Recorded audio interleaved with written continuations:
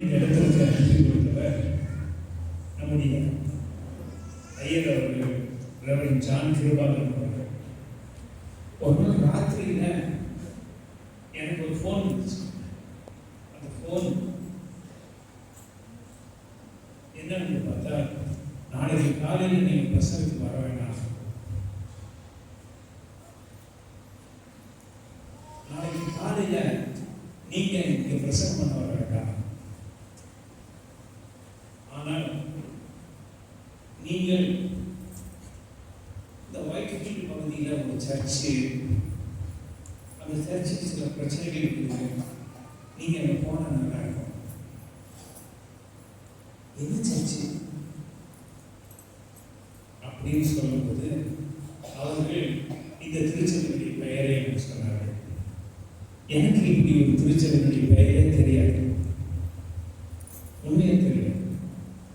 ஆனால் இந்த திருச்சபையுடைய போதகரை இருந்து நம் மூலங்களை இருந்து கடவுளுடைய சமூகத்துக்கு ஏற்றுக்கொள்ளப்பட்ட போதகர் தினகரன் அவர்களே எனக்கு தெரியும். டாக்டர் சார்ல்ஸ் பிரபாகர் அவர்களுடைய ஆடிட்டர் ஆஃபீஸ்க்கு வருவாங்க. அப்போ அங்கே நான் போவேன். அப்போ எனக்கு அப்படியே ஒரு போதகராக எங்கேயும் பேங்கில் ஊழியம் பண்ணுறாங்க, இல்லை ஏதாவது கான்ஃபரன்ஸ் எல்லாம் நடக்கும்போது நம்ம குருவர்களுக்கு சந்திப்போம், ஒன்றா டீ குடிப்போம். அதான் என்னுடைய பழக்கம். ஆமாம், எனக்கு அவங்க தெரியும், ஆனால் அவங்க சர்ச்சை எதுன்னு எனக்கு தெரியாது. அப்போது எனக்கு சொல்லப்பட்ட செய்தி, அவர்களுடைய பிள்ளைகள் அவங்களுக்கு தெரியுமா? தெரியாது. அப்பொழுது அவருடைய இரண்டாவது மகள் என்ன சொல்லிட்டாங்கன்னா, ரோட்டில் நிற்கிறேன், வழிகாட்டுறாங்க உங்களுக்கு, நீங்கள் அங்கே போயிருக்கோம், கார் எடுத்து வேகமாக வாங்க, அந்த பாப்பா ரோட்டில் நின்றுருந்தாங்க, அப்புறம் இங்கே தான் வாங்கன்னு சொல்லி சொன்னாங்க. நான் முதல் முறையாக வந்தேன். வந்தபோது இந்த இடத்துல இருந்த காரியங்களை நான் பார்த்தேன். ரொம்ப வருத்தமாக இருந்துச்சு. பெரிய பெரிய சர்ச்சுகளில் பெரிய பெரிய கூட்டத்தில் பிரசங்கம் பண்ணுறவங்கெல்லாம் ரொம்ப சந்தோஷமான செய்தி. எனக்கு ரொம்ப சந்தோஷமான செய்தி என்ன தெரியுமா? மிஷனரி ஊழியம் செய்து அதனால் தொடங்கப்பட்ட திருச்சபைகள் கர்த்தரை துதிக்கிறார்கள், ஸ்தோத்திரிக்கிறார்கள், அவர்களோடு இணைந்து ஆராதனையில் பங்கு பெற வேண்டும் என்கின்றதற்கு எனக்கு மிக மிக மகிழ்ச்சி. இங்கே வந்தபோது இந்த இடத்தை பூட்டி வச்சிருக்கிறாங்க, இங்கே சில நடக்கிற பிரச்சனை இருக்கிறதை கேள்விப்பட்டு ரொம்ப வருத்தத்தோட பாஸ்டருடைய வீட்டுக்கு போய் டீ குடிச்சிட்டு அப்புறம் நான் இங்கே வந்து ஆராதனை. அப்பொழுது கர்த்தர் கொடுத்த அறிவினாலே, அந்த இன்ஃப்ளூயன்ஸ்னால இங்கே ஆராதனை நடந்தது. அந்த ஆராதனை நடந்தபோது எனக்கு மோட்சத்துக்கு போயிட்ட மாதிரி ஒரு feeling. I felt that almost I entered into the glory of God. I have அப்படி ஒரு உணர்வை இந்த இடத்துல பெற்றேன். அப்போ இருந்து இந்த திருச்சபைக்காக அதிகமாக ஜெபம் பண்ணுறோம். இந்த திருச்சபையுடைய மக்கள் இன்னும் அதிகமாய் கிறிஸ்துவுக்குள் வளர வேண்டும் என்றும், இந்த திருச்சபை நிறைய ஆத்மாக்களினால் நிரப்பப்பட வேண்டும் என்றும் என்னுடைய விருப்பமாயிருக்கிறது. அதிலே நாங்கள் போதகராக இந்த ஐயர் அவர்கள் என்னை விட வயதில் பெரியவர்கள், அவருடைய அனுபவங்களுக்காக கர்த்தருக்கு நான் நன்றி சொல்லுவேன். அமெரிக்க ஐக்கிய நாடுகளில் கொலராடோ என்கிற ஸ்டேட்டில் டென்வர் பகுதிக்கு ஊழியத்திற்காக நான் வந்திருக்கிறேன். அப்பொழுது அங்கிருக்கிற திருச்சபை சார்ந்தவர்கள், மிஷனரி ஸ்தாபனங்களை சார்ந்தவர்கள் வந்திருந்தார்கள். அவங்க ஒரு மேகசினை எடுத்துட்டு வந்து எனக்கு காட்டினாங்க. அந்த மேகசினில் தினகரனுடைய ஃபோட்டோ அப்படி பற்றி எழுதப்பட்டிருந்த எழுத்துக்களை நான் வாசித்தேன். ஆமாம், உங்களை எனக்கு தெரியும், இவங்க பெங்களூர்ல தான் இருக்கிறாங்க அப்படின்னு சொன்னேன். அது ஏன் உங்களுக்கு சொல்லுகிறேன் என்று சொன்னால், இந்த போதனை உலக அளவில்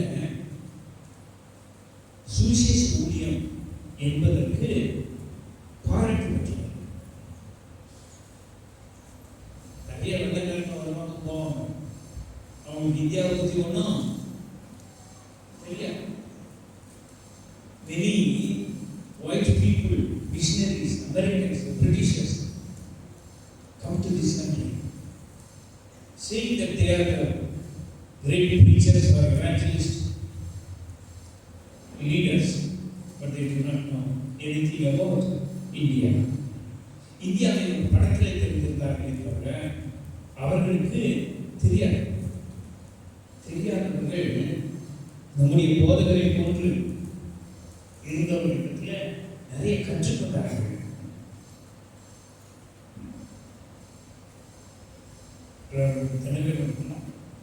Was a great teacher, and he was a great inspiration to those white people. Do you know him? அவர் உங்களுக்கு தெரியுமா?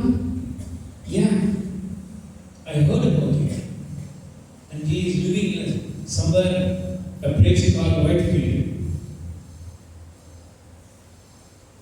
அப்போ திரும்பி இந்தியா வந்த பிறகு அவருடைய மறுபடியும் சார்ல்ஸ் பிரபாகர் அவருடைய ஆடி சார்ல்ஸை சந்திச்சு, ஆனால் உங்களை பற்றி ஒரு மேகசின்ல நான் படித்தேன், அங்கே இருக்கிறவர்களாம் உங்களை பற்றி விசாரித்தார்கள் என்று சொன்னாங்க. அப்படியா என்று சொல்லி அவர் என்ன பண்ணார், பெருமைப்பட்டார். அவர் மிகவும் தாழ்மையானவர்.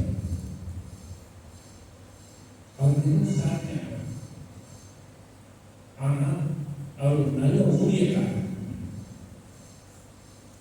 ஐயனவர்களுக்கு அதை ஃபவுண்ட் பண்ணாங்க, அதுக்கு பிரசிடெண்டாக இருந்தார்கள், அதற்கு டைரக்டராக இருந்தார்கள், இப்படி செய்தார்கள், அப்படி செய்தார்கள், அப்படி செய்தார்கள், அப்படி செய்தார்கள், இப்படியெல்லாம் சொல்வதை காட்டிலும் அவர்கள் கர்த்தருக்கு ஊழியக்காரராக இருந்தார். In his lifetime, he was a founder of that organization, this organization, and he was a leader of this church and that church, and he was the director for this and that. More than that, his designation is he is the child of God, and he is the servant of Jesus Christ.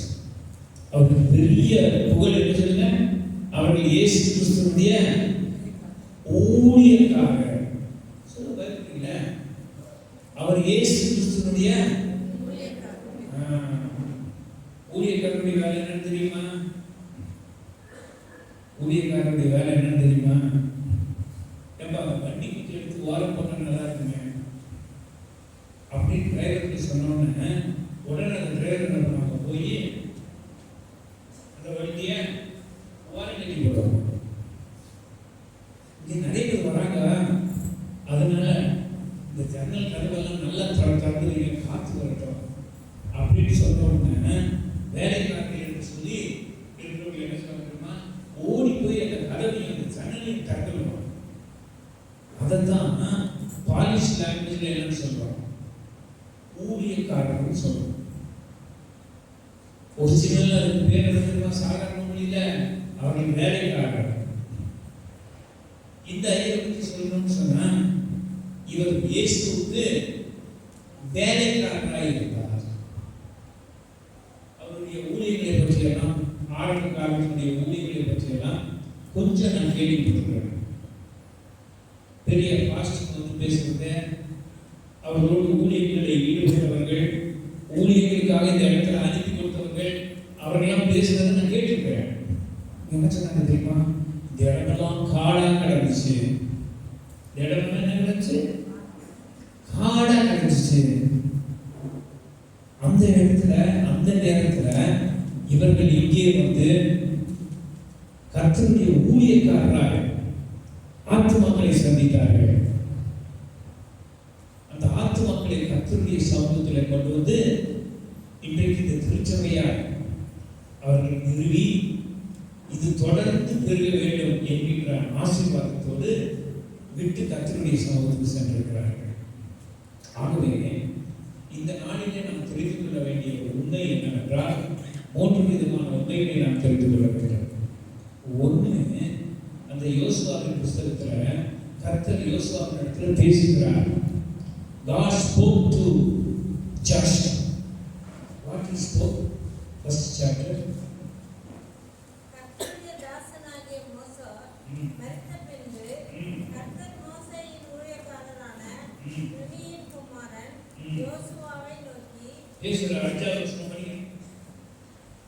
நீ உயிரோடு இருக்கும் நாளெல்லாம் யோசுவா, நீ உயிரோடு இருக்கும் நாளெல்லாம் ஒருவனும் உனக்கு முன்பாக எதிர்த்து நிற்பதில்லை. ஒருவரும் உனக்கு முன்பாக எதிர்த்து நிற்பது இல்லை. படி. நான் மோசேயோடு இருந்தது போல, ஏனென்றால் நான் மோசே கூட இருந்தது போல உன்னோடு இருப்பேன். உங்களுடன் இருப்பேன். நான் உன்னை விட்டு விலகுவதும் இல்லை. நான் உன்னை விட்டு விலகுவதில்லை, உன்னை கைவிடுவதும் இல்லை. உன்னை கைவிடுவதில்லை. நாம் ஆராதிக்கிற தேவன் உயிருள்ளவர். The God whom we worship is the living God. Let us give him a big praises by saying hallelujah. கர்த்தர் யோசுவாவோடு கூட இருந்தார் என்று சொல்லுகின்ற வாக்குத்தத்தத்தை வாசிக்கும் போது அவர் வாக்குத்தத்தங்களின் கடவுள். He is a promise keeping God. The God whom we worship is the living God and he is a promise keeping God. அந்த கடவுள் சொல்கிறார், உங்க அப்பா கூட நான் இருந்தவா, உங்க கூட நான் இருப்பேன், நான் உங்க கூட இருப்பேன். எப்படி இருப்பேன் தெரியுமா? அந்த யோசுவா அந்த பதவியை ஏற்றுக்கும் போது பெரிய பிரச்சனை. அந்த பிரச்சனை என்ன தெரியுமா? கடவுள் சொல்றாரு, நீ வாப்பா இந்த மலை மேல நான் 10 கற்பனை கொடுக்குறேன் இந்த மக்களுக்கு அப்படின்னு சொல்லி மோசையை கூப்பிட்டாரு. அவன் அந்த மலை மேல ஏறி போய் அந்த 10 கற்பனை வாங்கிட்டு வர்றதுக்கு முன்னால இவங்க கண்ணுக்குட்டி செஞ்சாங்க. இந்த மக்கள் எப்படி இருந்தாங்க? கண்ணுக்குட்டி செஞ்சாங்க. செஞ்சு அந்த கண்ணுக்குட்டி தான் இவர்களை இதுவரைக்கும் வழிநடத்துகிற கடவுள்னு சொல்லி கடவுளுக்கு கோபத்தை உண்டாக்குறாங்க. கடவுளை விட்டு பின்வாங்கி போயிட்டாங்க. கர்த்தர் செய்த நன்மைகளை அனுபவித்ததை மறந்து போயிட்டாங்க. நன்றி கெட்டவர்கள் ஆகிவிட்டார்கள். இந்த மக்கள் என்ன ஆயிட்டாங்க? நல்லா சாப்பிட்டாங்க, கசப்பா இருக்க தண்ணியை இனிப்பா மாத்தி கொடுத்தாரு.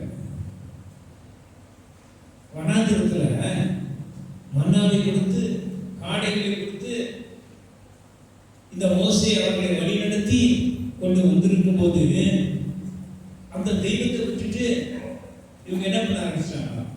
கண்ணுக்குட்டி ஏற்பட ஆரம்பிச்சாங்க. என்னடா இந்த செய்தி ஏன் இன்னைக்கு பேசுறாரு அப்படின்னு ஒருவேளை நீங்க நினைக்கிறீங்க. இந்த செய்தி எதுக்காக தெரியுமா? இந்த ஐயர் அப்படி கஷ்டப்பட்டு to establish a church like this, it's not an easy thing. It's not a plain thing. It will not come overnight. ராத்திரியில சொல்லி காலையில ஒரு சர்ச்சுக்கு வந்து முடியாது. இது விளையாட்டு காரியம் இல்லை. அந்த மனிதன் ரொம்ப கஷ்டப்பட்டார். மோசேயை போல ரொம்ப கஷ்டப்பட்டார். அந்த காலத்துல அவர் என்னென்ன கஷ்டப்பட்டார் அப்படின்றது நிறைய பேருக்கு தெரியும். எனக்கு தான் தெரியல. ஏன்னா அந்த விதமான காரியங்களை கேட்டு அறிவதற்கு எனக்கு வாய்ப்பு கிடைக்கல. ரொம்ப கஷ்டப்படுறேன். ஒரு சர்ச் பிளான்டரா, ஒரு எவாஞ்சலிஸ்டா, ஒரு ஊழியத்தை ஸ்தாபிக்கிற ஸ்தாபகரா அவன் ரொம்ப கஷ்டப்படுறான். ரொம்ப கஷ்டப்படுறான். ஆகவே அந்த ஊழியக்காரருக்காக கர்த்தருக்கு நன்றி சொல்கிறோம். அந்த பாட்டு என்ன பாடம் தெரியுங்களா? என்ன வந்தாலும் நம்புவேன் என் நேசமீ பரை, யார் கைவிட்டாலும் பின் சொல்வேன் எனது இயேசுவை. ஆக ஆள பாரமாய் எவ்வளவு வந்து கூர்ந்தான். என்ன துன்பங்கள் வந்தாலும் அவர் என்னை கைவிட மாட்டார். என்ன துன்பங்கள் வந்தாலும் அவர் என்னை கைவிட மாட்டார். காக்குமல் மீட்பர் உண்டெனக்கு, உண்டெனக்கு, உண்டெனக்கு. காக்குமல் மீட்பர் உண்டெனக்கு, காத்திடுவார் என்றுமே. இது ஒரு பாடலாசிரியர் எழுதின பாடலினுடைய சாட்சி. இந்த போதகரிடத்தில் அவருடைய வாழ்வை நாம் புரட்டி பார்த்தால் இந்த பாடல் உண்மையாக இருக்க வேண்டும். ஏன் தெரியுமா? உயிருள்ள தெய்வத்தை, அவருக்காக தன்னுடைய ஜீவன் கொடுத்த தெய்வத்தை, அவருடைய அப்பாவும் அம்மாவுமாய் இருக்கிற தெய்வத்தை அவர் அறிந்து கொண்டார். ஸ்பெஷாலிட்டி என்ன தெரியுமா? அவர் படித்த படிப்பு அல்ல, அவருடைய பயிற்சி அல்ல, அவர் கிறிஸ்துவோடு கொண்ட அனுபவம். என்ன வந்தாலும் பின் சொல்லுவேன், யார் கைவிட்டாலும் இயேசுவுக்கு பின்பாக நான் போவேன், இயேசுடைய வேலைக்காரனாய் நான் இருக்கிறேன். அந்த ஒப்படைப்பு வர வேண்டும் என்றால் இந்த அருமையான ஊழியக்காரர் அவருடைய விசுவாசியா, அவருடைய மகனாய், அவருடைய வேலைக்காரனாய், அவருடைய நாமத்திலே பெரிய காரியங்களை சாதிக்க வேண்டும் என்கின்ற ஒப்படைப்பிலே அவர் இருந்திருக்கிறார் என்பதை நமக்கு காட்டுகிறது. ஆகவே நாம் என்ன செய்வோம்? இந்த நாளிலே அவருக்காக கர்த்தருக்கு நன்றி சொல்லுவோம். What we can do, we can only praise God for the life of the senior pastor who went to be with the Lord. ஆண்டவரோடு கூட இருக்கும்படியாக ஏற்றுக்கொள்ளப்பட்ட அருமையான போதகர் தினகர் அவர்களுக்காக நாம் என்ன செய்ய முடியும்? Thank you God. Thank you for this servant. Thank you for your child. Thank you for the believer who believes in you and understands that the suffering which I go through is not permanent. அவருக்கு என்ன தெரிஞ்சிருச்சு தெரியுமா? நான் இயேசுவினுடைய நாமத்திலே ஏற்றுக்கொண்டிருக்கின்ற எத்தனை உபத்திரவமானாலும் அவைகள் எனக்கு வருத்தத்தை கொண்டு வருவதற்காக அல்ல, எனக்கு மகிழ்ச்சியை கொண்டு வருவதற்காக. அவருக்குள் நான் ஒப்படைக்கப்பட்ட வாழ்க்கை வாழ்ந்தபடியினால் என்னை பற்றி நினைவு கூறுகிறவர்கள் இயேசுவை நினைவு கூறுகிறார்கள், இயேசுவை அறிந்து கொள்கிறார்கள், இயேசுடைய பிள்ளைகளாய் வந்து அவருக்கு ஆராதனை செய்கிறார்கள். ஒரு ஊழியக்காரனுடைய பெரிய மகிழ்ச்சி என்ன தெரியுமா? ஆத்துமாக்கள் இயேசுவிடத்தில் வந்து அவருக்கு ஆராதனை செய்கிற திருக்கூட்டமாய் வந்து விடுகிறார்கள். அங்கே எழுதப்பட்டிருக்கிற அவருடைய போட்டோ என்ன எழுதியிருக்காங்கன்னா, நல்ல போராட்டத்தை போராடுகிறேன், ஓட்டத்தை முடித்தேன், விசுவாசத்தை காத்துக்கொண்டேன் அப்படின்னு எழுதப்பட்டிருக்கிறதை நான் வாசித்தேன். அது ஏதோ ஒரு வசனம் நல்லதாக போட்டிருக்கணும் அப்படின்றதுக்காக போட்டதா எனக்கு தெரியல. அது உண்மையாக இருக்கிறது என்பதை நான் இன்றைக்கு பார்க்கிறேன். ஆகவே அந்த அருமையான போதகருக்காக கர்த்தருக்கு நாம் நன்றி சொல்கிறோம். எந்த அளவுக்கு அவர் பாராட்ட முடியிருக்காரு தெரியுங்களா? மேலே போய் கற்பனைகளை வாங்கிட்டு வரும்போது இவரால் வழிநடத்தப்பட்ட மக்கள் கண்டுபிடி ஒரே டான்ஸ். என்னப்பா இந்த டான்ஸ்? அவங்க உயிருள்ள தெய்வத்தை விட்டுட்டாங்க. நீ சொன்னதான அறிவியலையெல்லாம் விட்டுட்டாங்க. நீர் அவர்களுக்காக கற்பனைகளை வாங்கி கொண்டு வருகிறேன் என்று போயிருக்கும் போது இங்கே அவர்கள் கண்டுபிடியை செஞ்சுட்டாங்க. மோசே வந்து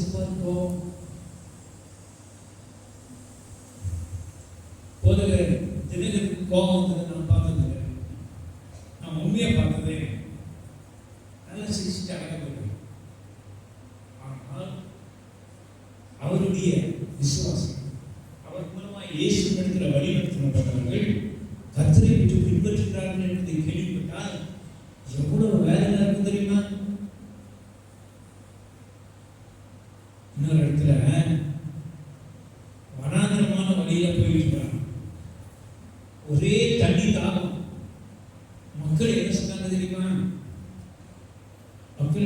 தெரியுமா?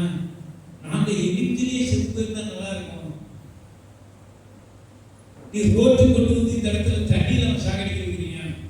அப்போ மோசே என்ன பண்ணாருன்னு சொல்லி பைபிள் எழுதி தெரியுங்களா? கர்த்தருடைய சமூகத்தில் போய் அவர் இந்த மக்கள் உம்மிடத்தில் நன்மையை பெற்றுக் கொண்டார்கள், இப்பொழுது அழுகிறார்கள். இது என்னாலே தாங்க முடியல, எனக்கு என்ன செய்யணும்னு தெரியல.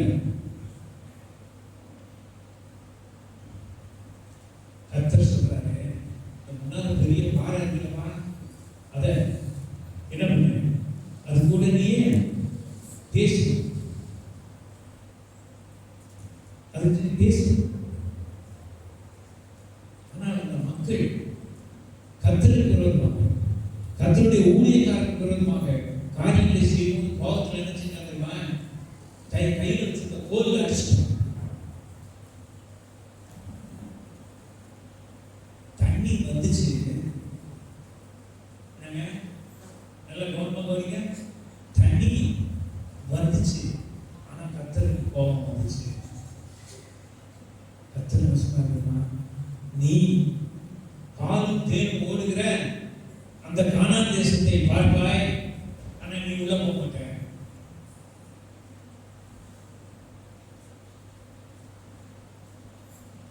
Moses went to the throne of God by saying, God, these people are no more. Please provide water for them in this wilderness. Then God showed him a rock, and God wanted him to speak. But because of the tension,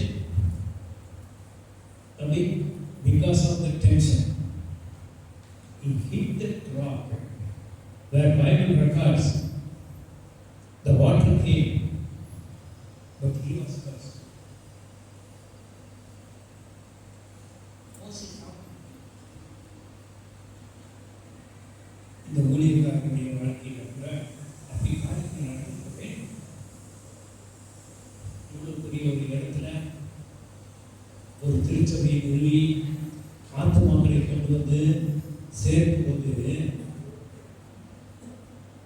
நிறைய பேர் விரோதமா வந்துட்டாங்க. அப்படின்னு சொல்றதோட மாத்திரம் இல்ல, சாத்தானுக்கு ரொம்ப ரொம்ப கோபமா இருக்கும். யாரை பற்றி? இந்த தினகரையாவை பற்றி. ஏன் சொல்லுங்க? அவருடைய வாழ்க்கையில அவர் இயேசுக்காக அர்ப்பணித்து என்ன வந்தாலும் பரவாயில்ல, யார் கேட்டாலும் பரவாயில்ல, என்ன துன்பங்கள் வந்தாலும் பரவாயில்ல, நான் சுவிசேஷ ஊழியம் செய்வேன், நான் இயேசு கிறிஸ்துவின் திருநாம மகிமைக்காக ஒரு திருச்சபையை நிறுவுவேன் என்கின்ற அர்ப்பணிப்பு. அதை பார்க்கும்போது சாத்தான் திரும்பமாக இருந்திருக்கான். அவன் ரொம்ப கஷ்டப்படுறான். இதை கெடுக்கிறதுக்கு வேண்டி வழி. அங்கே இஸ்ரவேல் மக்கள் பாலும் தேனும் ஓடுகின்ற கானான் தேசத்திற்கு போகிறார்கள். இங்கே மோசேக்கு ரொம்ப டென்ஷன் பண்ணிட்டாங்க மக்கள். அதனால்தான் அவர் என்ன பண்ணிட்டாருமா, அந்த பாறைகிட்ட பேசுறதுக்கு மேல அடிச்சாரு. அடிச்சதுனால கர்த்தருடைய வார்த்தை வருகிறது, நீ என்னுடைய வார்த்தைப்படி செய்யாதபடினால நீ அந்த தேசத்தை பார்ப்பாய், பாலும் தேனும் ஓடுகின்ற தேசமாகிய கானானை நீ பார்ப்பாய், ஆனால் அதுக்குள்ள நீயே போக மாட்டேன். God called Moses in the wilderness to lead these people from Egypt to Canaan. கர்த்தர் எரிகிற முச்செடியில உதயமாகி இந்த மோசேயிடத்தில் பேசி, நீ வாழ ஊழியத்துக்கு சொல்லி கூப்பிட்டு, நீ இந்த மக்களை பாலும் தேனும் ஓடுகின்ற கானான் தேசத்திற்கு வழிநடத்த வேண்டும் என்று சொல்லி அழைத்தார். அழைத்து அவனை கொண்டு அநேக அற்புதங்களை செய்தார். மோசேயை கொண்டு கர்த்தர் அநேக அற்புதங்களை செய்தார், அடையாளங்களை செய்தார். இஸ்ரவேல் மக்களை வழிநடத்திக் கொண்டு வருகின்ற ஆசீர்வாதத்தை கொடுத்தார். இப்பொழுது இந்த இஸ்ரவேல் மக்கள் கர்த்தரை விட்டு தூரமாய் போனதை பார்த்து அவருடைய வாழ்க்கையிலே இந்த மக்கள் கொண்டு வந்த உபத்திரவங்களை எல்லாம் பார்த்து பொறுத்துக் கொள்ள முடியாது. As a human, he is not able to tolerate. இப்பொழுது அவருடைய நிலைமை என்ன தெரியுமா? அந்த பாலும் தேனும் ஓடுகின்ற கானான் தேசத்தை ஏற்பட்டார். நீ பாப்பா, ஆனா நீயே அதுக்குள்ள எனக்கு தெரியும். சில பல ஊழியர்களுக்கு கடந்து போகும்போது சில வேண்டாத வழியில் பொருட்களை சம்பாதித்து பெரிய பெரிய வீடுகளை அடிக்கும். அப்ப எனக்கு தெரிஞ்சு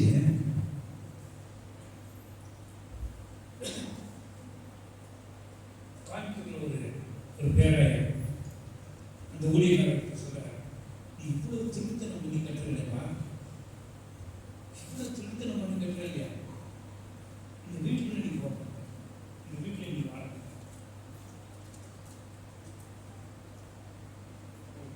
பிஷப் வந்து ஒரு ஊழியக்காரருக்கு சொல்றாரு, ஒரு திருமணத்துக்காக பிஷப் எல்லாரும் வந்திருக்காங்க. அந்த ஆராதனையில பங்கு பெற்றுக் கொண்டு இந்த கல்யாணத்தை முடிச்சு வச்சுட்டு போற வழியிலேயே அந்த ஊழியக்காரன் மறைத்து விட்டார். சூழ்நிலை என்ன தெரியுமா? அவர் கட்டியிருக்கிற வீட்டை முதல்ல டெடிகேட் பண்ணான்னு சொல்லி, ஆனால் சனிக்கிழமை அவரு மறுத்து விட்டார். எல்லாரும் சொன்னாங்க, அந்த பிஷப் அவர் மேல சாபம் விட்டுட்டார். என்ன பண்ணிட்டாரு? அந்த பிஷப் சாபம் விட்டார். இல்லை, அது அந்த இடத்துல நடந்ததான பலவிதமான வேண்டாத காரியங்கள் நிமித்தமாய் சம்பாதிக்கப்பட்ட பொருள் அது உனக்கு அனுபவிக்கிறது கடவுள் கொடுத்து வைக்க மாட்டார் அப்படின்ற மாதிரி தான் இங்கே மோசேயுடைய வாழ்க்கை போறாரு. கர்த்தர் சொல்றாரு, நான் உனக்கு சொன்னபடி நீ செய்யாதபடினாலே உனக்கு தண்ணீரும் வந்துச்சு, தாகமா இருக்கிற மக்களுக்கு தண்ணி கிடைச்சிச்சு. ஆனா நீ அதை பார்ப்ப, அதுக்குள்ள நீயே போக மாட்ட. இந்த நாட்டுடைய பிரசங்க வசனம் என்ன சொல்லுது? நீ உயிரோடு இருக்கும் நாடெல்லாம் ஒருவனும் உனக்கு முன்பாக எதிர்த்து நிற்பதில்லை. நான் மோசேயோடு கூட இருந்தது போல உன் கூட இருக்கிறேன். அந்த இடத்துக்கு நான் போயிருக்கேன். இந்த 14ஆம் அதிகாரத்தில் சொல்லப்பட்டிருக்கிற அந்த பகுதியில் இஸ்ரேல் நாட்டுக்கு போக முடியாது போயிட்டு பெரிய மேல இடத்துக்கு வந்துட்டோம். அந்த இடத்துக்கு பஸ்ல தான் கூட்டிட்டு வந்தோம். வந்து இறங்கி அங்க போனா மோசே இருக்கிற இடம் இதுதான் அப்படின்னு காட்டினான். ஆமா, மோசே வந்து கானான் தேசத்தை பார்க்கலாம் பார்த்து நின்று பார்த்தா பெரிய பள்ளத்தாக்கு மாதிரி பெரிய மணல் பகுதியில இங்க இருந்து பார்த்தா தூரத்துல இருந்து தெரியும். அதுல இருந்து தூரத்துல தெரியுது. அது வரைக்கும் கொண்டு வந்து இந்த பாலும் தேனும் ஓடுகிற இந்த நாட்டுக்கு நீ தான் இந்த மக்களை கூட்டிட்டு போகணும் அப்படின்னு மோசையை கூட்டிட்டு வந்த நிலைமையில ஏற்கனவே அவனுடைய கர்த்தருடைய வார்த்தைக்கு மிஞ்சி போனதுனால அவன் பார்க்க முடியும்னா இங்க என்ன பண்ண முடியாது. போகும். உபாகமம் 34ஆம் அதிகாரத்துல சொல்லப்பட்டிருக்காங்க. 4ஆவது அப்பொழுது கர்த்தர் மோசேயை நோக்கி, நான் உங்கள் சந்ததிக்கு கொடுப்பேன் என்று ஆபிரகாமுக்கும் ஈசாக்குக்கும் யாக்கோபுக்கும்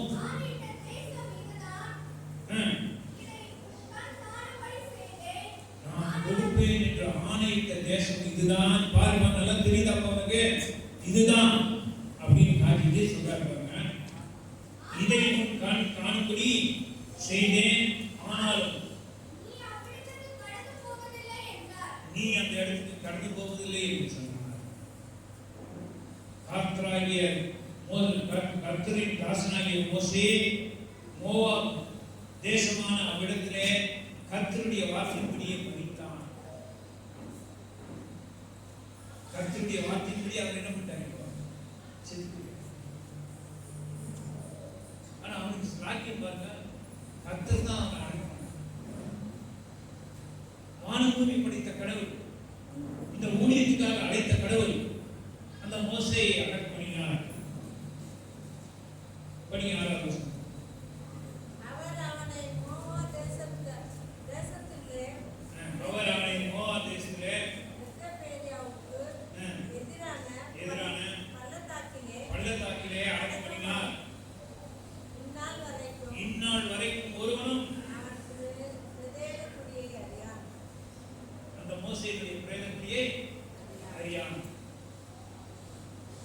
ஏன் தெரியுமா?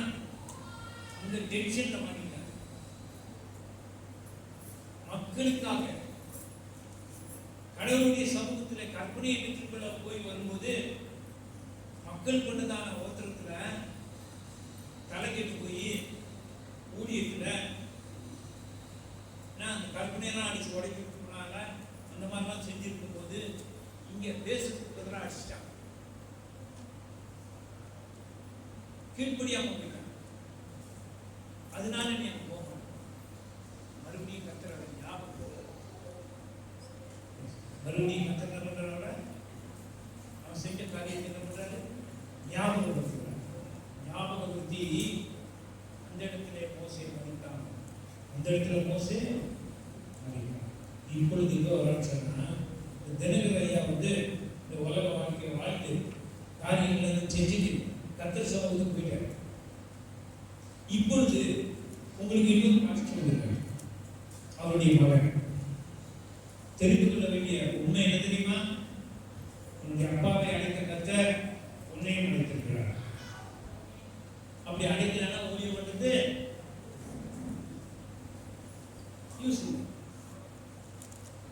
தம்பி, அப்பாவை அழைத்தவர் உன்னை அழைத்திருக்கிறார். அப்படி அவர் அழைக்கிறாருன்னா யூஸ்லெஸ். பாஸ்டர் ஆனது ரொம்ப நல்லது. ஆனால் பாஸ்டர்ன்றது வந்து ரொம்ப ரொம்ப ரெஸ்பான்சிபிள் பர்சன். ஒரு போதகனா என்பது மிக மிக மிக மிக முக்கியமான பொறுப்பு வகிக்கிற ஒரு இடம். அப்ப சொல்றாரு, அந்த இடத்துல யோசுவாவை மோசேயுடைய இடத்துல கர்த்தர் ஊழியனாக மாற்றி அவனிடத்தில் பேசுகிறார். என்ன பேசுகிறார் தெரியுமா? நீ உயிரோடு இருக்கும் நாளெல்லாம் உங்க அப்பா கடந்ததை விட ஜாஸ்தியா நீ கடந்து வருவாய் அப்படின்னு. அந்த பிரச்சனையை சந்திப்பாய் அப்படின்னு சொல்லல, சந்திக்க மாட்டேன்னு நான் சொல்லல, நீ கடந்து வருவாய். உயிரோடு இருக்கும் நாளெல்லாம் உனக்கு முன்பாக எதிர்த்து நிற்பது ஒருத்தரும் இல்லை. அப்படியே எதிர்த்து நின்றாலும் என்ன, அப்படியே எதிர்த்து நின்றாலும் அவரை வந்து மேற்கொள்வது. அதான் ரொம்ப பெருசு. அவங்க எதிர்த்து நிற்கிறேன்னு சொன்னா உங்களுக்கு லெஸ் அனுபவம் ஆயிடும், குறைஞ்ச அனுபவம் ஆயிடும். அவங்க எதிர்த்து நிற்கணும், அதை எதிர்கொள்ளுகிற வல்லமையை கற்றுக்கணும். அப்போ உங்களை கொண்டு அநேக இளைய தலைமுறைகளுக்கு நீங்க ஆசீர்வாதமா இருப்பீங்க. ஒண்ணுமே அனுபவம் இல்லாத என்ன பண்ணணும்? ஒண்ணுமே அனுபவம் இல்லாத என்ன செய்யணும்? அந்த பிரச்சனையை பார்த்து பயந்து ஓடிப்போம். நீங்க ஓட வேண்டியது. ஏனென்றால் உங்களுடைய அப்பாவை அழைத்தவர் உங்களை அழைத்திருக்கிறார். உங்க அப்பாவோடு கூட இருக்கிறேன் என்று சொன்னவர் உங்களோடு கூட இருக்கிறேன் என்று வாக்கு பண்ணியிருக்கிறார். அவர் சொல்லுகிறார், நீ உயிரோடு இருக்கும் நாளெல்லாம் ஒருவன் உன்னை எதிர்த்து நிற்கிறேன். நீ நான் மோசேயை கூட இருந்தது போல உன்னோடு கூட இருப்பேன். நம்முடைய ஆண்டவர் வாக்குத்தத்தம் பண்ணுகிற ஆண்டவர். நம்முடைய ஆண்டவர் வாக்குத்தத்தம் பண்ணுகிற ஆண்டவர். அவர் சத்தியம் பண்ணா அந்த சத்தியம் சத்தியமா இருக்கும். வாக்கு பண்ணுகிறார் அப்படின்னு சொன்னா என்ன? அவர் சத்தியம் பண்ணி கொடுத்துட்டாருன்னாங்க அது சத்தியமாவே இருக்கும். அவர் சொல்றாரு, நான் மோசேயோடு கூட இருந்தது போல உன்னோடு இருப்பேன். உனக்கு விரோதமாய் நிறைய பேர் எழுந்து வந்தாலும் அவங்க என்ன பண்ணிடுவாங்க? ஒரு வழியாய் வந்தவர்கள் 7 வழியாய் ஓடி போயிடுவாங்க. நீ பலம் கொண்டு திடமனதாய் இரு. 6வது வசனத்தில் சொல்றார், நீ பலம் கொண்டு திடமனதாய் இரு. இந்த ஜனத்தின் பிதாக்களுக்கு நான் கொடுப்பேன் என்று ஆணையிட்ட தேசத்தை நீ அவர்களுக்கு பங்கிடுவாய். அப்பா அது பெரிய வேலை. இவங்க அப்பா ஆபிரகாம், ஈசாக்கு, யாக்கோபு என்பவர்களுக்கு நான் கொடுப்பேன் என்று சொன்ன வாக்குத்தத்தத்தை நீ நிறைவேற்றி வைப்பாய். I will bless you. I will use you. நீ பலம் கொண்டு திடமனதாய் உன் கூட நான் இருப்பேன். உன்னை ஆசீர்வாதமாய் வைப்பேன். உன்னை நான் பயன்படுத்துவேன். நிறைய இன்ஸ்ட்ருமெண்ட் வச்சிருக்கீங்க, இந்த மைக்கு எல்லாம் சொல்லுவோம். இதை பயன்படுத்தின வாட்டி We are not going to use that. What is this? கர்த்தர் பயன்படுத்திக் கொள்கின்ற கடவுள் பயன்படுத்துகின்ற பாடமாய் இருக்கிறார். நான் உங்க அப்பாவை பயன்படுத்துகிறேன், ஊழியக்காரனை பயன்படுத்துகிறேன், ஒரு ஸ்தாபனத்தை உருவாக்குகின்ற நிலைமைக்கு அவரை கொண்டு வந்தேன். அவர் நிறைய பிரச்சனைகளை கடந்து வந்தார். அவரை எதிர்த்தவர்கள் எல்லாரும் எங்கன்னு சொல்லி அவங்க முயற்சியெல்லாம் தோத்து போச்சு. அவங்க எதிர்த்தாங்க. ஆனால் அந்த எதிர்ப்பெல்லாம் என்ன ஆயிடுச்சு? ஒண்ணுமில்லாம போச்சு. ஏனென்றால் அழைத்தவர் நான். ஏனென்றால் அழைத்தவர் நான்.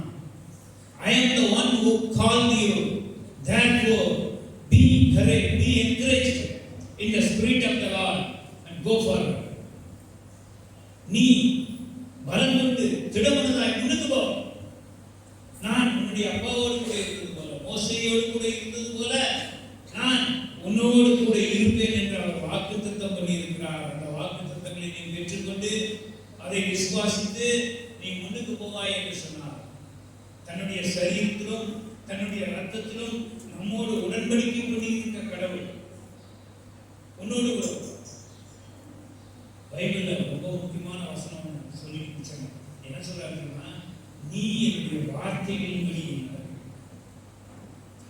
மோசேக்கு பிரச்சனை, கானான் தேசத்தை நீ பார்க்கவா, அதுல நீ பிரவேசிக்க மாட்டாய் என்று சொன்னதுக்கு காரணம் என்ன தெரியுமா? அவன் பிரச்சனையெல்லாம் பார்த்தான். மக்கள் கொண்டு வந்ததான காரியங்களை எல்லாம் பார்த்து தலை கெட்டு போய் தீபி ஆகி டென்ஷன் ஆகி கர்த்தருடைய வார்த்தையின்படி செய்ய முடியாதபடிக்கு, பேச முடியாதபடிக்கு அதை அடிச்சான். முடிவு இந்த கானான் தேசம் இப்போ பயங்கரமான நிலைமை. Theologically seeing the land, not entering into that land is a horrible thing. இறையினுடைய அடிப்படையில் கூட அந்த தேசத்தை நீ பார்ப்பாய், ஆனால் அதை நீ பிரவேசிக்க மாட்டாய் என்று சொல்வது ஏற்றுக்கொள்வதற்கு முடியாத, கடவுளுடைய தண்டனையை அனுபவிக்கிற ஒரு நிலைமை. அந்தபடி நீ இருக்க வேண்டாம் என்று சொன்னால் நீ ஒன்னே ஒன்றுதான் செய்யணும். கர்த்தருடைய வார்த்தையின்படி வாழ. கர்த்தருடைய வார்த்தையின்படி செய்வதற்கு நீ கவனமாயிரு. நான் உன்னை கைவிட மாட்டேன், நான் உன்னை கைவிடுவதில்லை, நீ பயப்பட வேண்டாம். நான் உன்னுடைய முற்பிதாக்களோடு கூட இருப்பது போல உங்களோடு இருப்பேன். உன்னுடைய வாழ்க்கையில ஒருவரும் உன்னை மேற்கொள்வதில்லை. இந்த ஆசீர்வாதங்கள் அருமையான போதகர்களோடு கூட இருந்தது போலவே உங்களுடைய போதகரோடு இந்த ஊழியர்களை பொறுப்பேற்று நடக்கின்ற ஒவ்வொருவரோடும் இருந்து வழி நடத்த வேண்டும் என்பது கர்த்தருடைய நாமத்திலே உங்களுக்கு கொடுக்கப்படுகிற ஆசீர்வாதம். நான் மோசேயோடு கூட இருந்தது போல உங்களோடு இருப்பேன். நான் மோசேயை வழி நடத்துவது போல உங்களையும் வழி நடத்துவேன். என்னுடைய வார்த்தைகளின்படி நீ வாழ்வீர்கள். பைபிள்ல ஒரு வசனம் அடிக்கடி உபயோகப்படுத்தப்படுகிறது. என்ன தெரியுமா? நான் உன்னை ஆசீர்வதிப்பேன், உன் பேரை நான் பெருமைப்படுத்துவேன், உன்னை ஆசீர்வதிக்கிறவர்களை நான். ஆதியாகமம் 12ஆம் அதிகாரத்துல ஆபிரகாமோடு கடவுள் செஞ்ச உடன்படிக்கை சொல்லப்பட்டிருக்கு. Where we read the Abrahamic covenant. அதுல நீ சொல்ற, உன்னை ஆசீர்வதிக்கிறவர்களை நான் ஆசீர்வதிப்பேன், உன்னை சபிக்கிறவர்களை நான் சபிப்பேன். வானத்தில் இருக்க நட்சத்திரங்கள் எல்லாம் நீ என்ன முடியுமாப்பா? அந்த மாதிரி உன்னுடைய சந்ததியை நான் பெருகப்படுவேன், உன் பேரை பெருமைப்படுத்துவேன். அப்படின்னா எல்லாருக்கும் உன் பேர் தெரிஞ்சிருக்கும். எல்லாத்தையும் சொல்லிட்டு என்ன சொல்றாரு தெரியுமா? நான் உனக்கு காட்டுகிற அந்த தேசத்துக்கு நீ போவாயே ஆனால். In the Bible we read about a conditional clause. You know what is the conditional clause? I will bless you, I will make your name great, I will bless the people who bless you, I will curse the people who curse you. எப்போ தெரியுமா? If you obey me and go to the land which I am going to show you.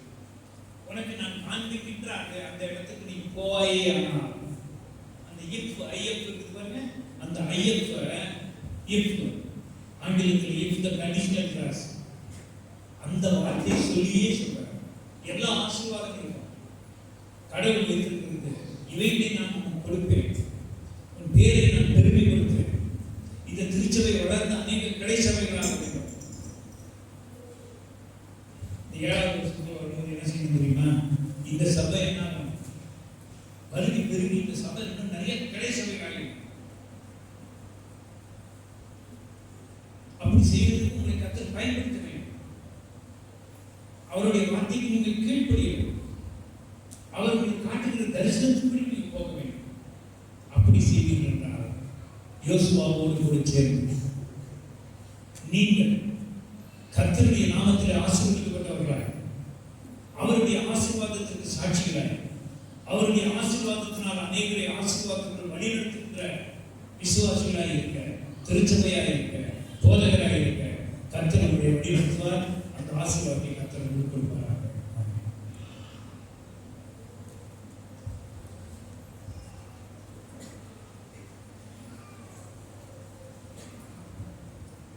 Praise the Lord. நமக்கு கொடுத்த வார்த்தை